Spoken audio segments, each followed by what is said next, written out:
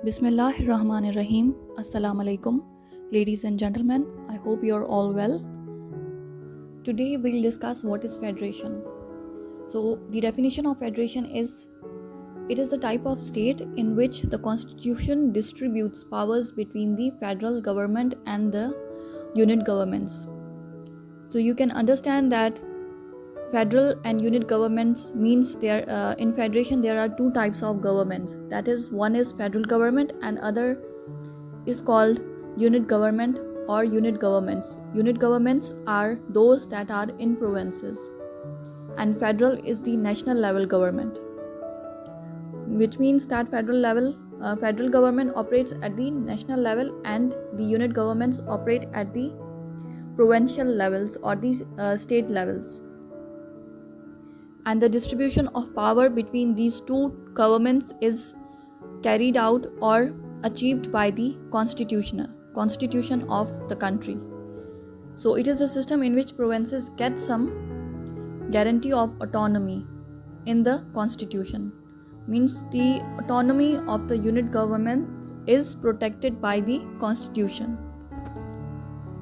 So you can say that in a federation, the unit governments are semi-autonomous, whereas the federal government is the national level government. It has its own federal legislature, it has its own federal judiciary and federal executive. So there are three organs of the federal government that operates at the national level. It has its own executive, judiciary and legislature. Similarly, at the provincial or the state levels, unitary governments also have three organs called the provincial executive or provincial legislature and provincial judiciary. But the unit government may or may not have its own individual judiciary. Alright. For example, in Pakistan, there is provincial government, provincial executive and provincial legislature, but Pakistan at provincial level does not have the provincial level judiciary. And if we take, for example, in USA, unit governments have their own individual executive, judiciary and as well as legislature. Some of the examples of the federations are USA, India, Pakistan, Malaysia, Germany, etc. So if we talk about Pakistan's system, federation, Pakistan is a federation. So Pakistan's federal legislature is known as parliament, alright? And Pakistan's federal executive is headed by the prime minister, because we have a parliamentary form of government. And our federal judiciary is headed by Supreme Court, whereas the Pakistan's units are called as the provinces. And our provinces have their provincial executive and provincial legislature, but at the provincial level we do not have judiciary, which means that Pakistan does not have provincial level judiciary. We only have federal level judiciary. So if we talk about the unit governments or the provincial governments in Pakistan, then the provincial executives are headed by the chief minister, that is CM of the province, and provincial judiciary does not exist, whereas in an ideal federation there should be a state or provincial level judiciary as well. Since Pakistan does not have the provincial level judiciary, therefore Pakistan is not an ideal federation. So now let's talk about the features of federation.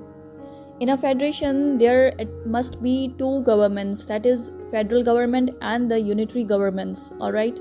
And the constitution is the main document that distributes the powers between unit government and the federal governments. So in a federation, some of the autonomy is guaranteed by the constitution, which means that in a federation, provinces are semi-autonomous. So basically the power distribution in a federation is done by the constitution by means of list system. But usually there are three lists known as the federal list, the concurrent list and the unit list. In Pakistan also, in the original document of the 1973 constitution, we had three lists. These all three lists: federal, concurrent and unit list. But after the 18th amendment, concurrent list has been abolished. So we now have only two lists, that is federal list and the unit list. So let's explain what are these lists. In a federal list, those subjects are mentioned on which the federal government can legislate, and it's a list on which the power is vested in the federal governments, which means that lawmaking and execution is to be done by the federal government. There is no any interference or power of the provinces over the subjects mentioned in the federal list. For example, foreign affairs, defense, and budget making, these are all the powers of mentioned in the federal list. Whereas the unit list contains those subjects on which unit governments can make and execute laws. Alright? And there is no interference from the federal government. Alright? And concurrent list is that in which the federal government and provincial government both can legislate, but in case there is a clash between the two, but if a clash arises between the legislation of the province and the federal government, then the federal law shall prevail. Alright? So as per constitution, these lists are called as federal legislative list, unit legislative list and the concurrent legislative list. So if we talk about the powers, then other than these lists, the powers mentioned in these lists, there are some other powers as well that are not mentioned in these lists, and those powers are known as the residuary powers. These are the remaining powers that are not mentioned in any of the three lists. For example, in Pakistan, residuary powers are left with the provinces. Residuary powers are vested in the provinces. And of course, in Pakistan, as I told you before, that we had three lists as per the original 1973 constitution, but after the 18th amendment, we now have only two lists, that is federal legislative list and unit legislative list, and the concurrent list has been abolished. So another feature of the federation is that in a federation there must be bicameral legislature to ensure the provincial autonomy, because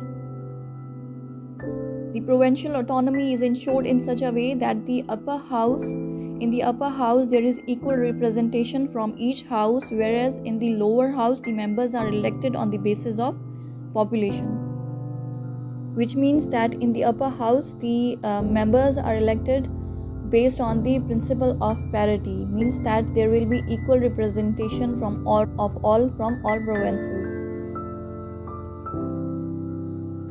And the next feature of the federation is that in a federation there is rigid constitution, which means that in a rigid constitution, to make an amendment, around 2/3 of majority is required to pass an amendment. So basically it prevents the abuse of power at the hands of federal government, which in turn prevents the exploitation of provinces. And another feature of the federation is that judiciary must be powerful and must be autonomous. It should be independent, because judiciary is the only organ of the federation that must intervene if the contradiction or clash arises between the federal government and the unit government, because the law interpretation is the responsibility of judiciary, which means that the interpretation of constitution is also done by judiciary. So if there arises a clash regarding the power distribution between the federal government and unit government, then this issue must be resolved by the judiciary.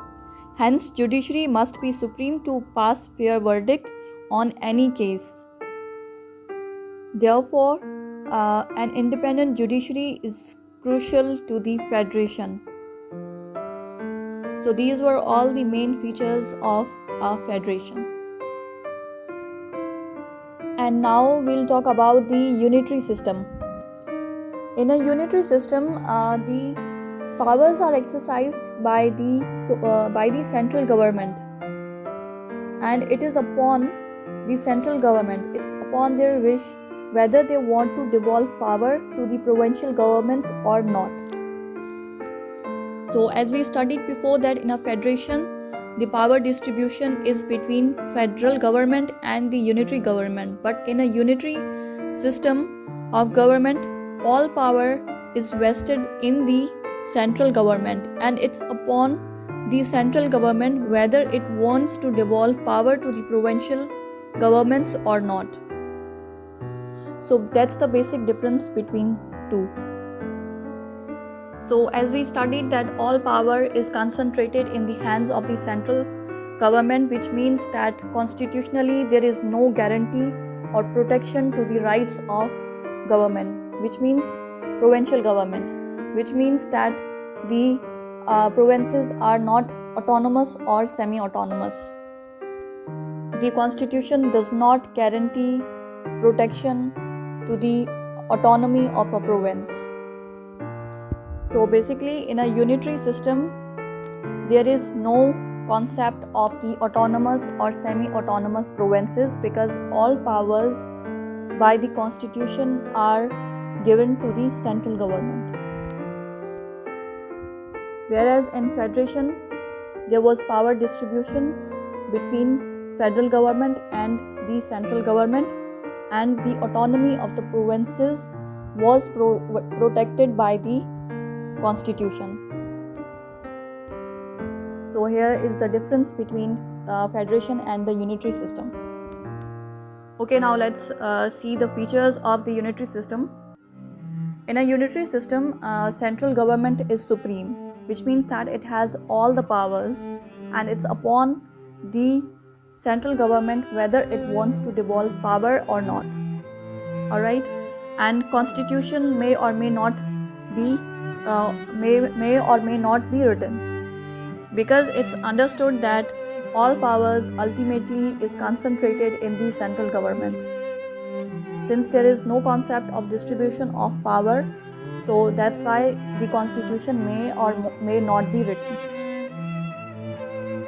And since there is no concept of the unitary governments, so in a unitary system there may or may not be provinces or units. For example, in UK, if we talk about UK, then the central government has decided not to have provinces, which means that in UK there are no provinces. However, in Turkey, the central government has provinces. Central government has the concept of provinces. They have established their provinces, but in UK there are no provinces. And the constitution is flexible in a unitary system. So these were all the features of the unitary government. And if we talk about the comparison between a federation and the unitary government, then it's clear that in a federation there are two types of governments, that is the federal government and the unit government. Whereas in unitary system there is only central government, there may or may not be unitary governments. And in a federation, the federal government must devolve power to the provinces. There is a concept of autonomy of provinces that is guaranteed by the constitution. Whereas in unitary system, there may or the central government may or may not devolve the powers, and it is not written in the constitution, which means that devolving of power is not necessary. So the central government may keep all powers to itself. And in a federal government, the provinces or the units are semi-autonomous, whereas in the unitary system, the central government is supreme. And another difference is that in a federation, the constitution is rigid. It must be rigid, whereas in unitary system, the constitution is flexible. And in a federation, there must be units, there must be provinces, there must be provincial governments. Whereas in unitary system, there may or may not be provinces or the unitary governments or the provincial governments. For example, in UK there are no provinces, and in Turkey there are provinces. And in both these countries, central government has the supreme authority. So that was all about the federation and the unitary government, and we saw the comparison between federation and the unitary system. So we'll discuss the next topic in our next video. Till then, take care. Bye bye.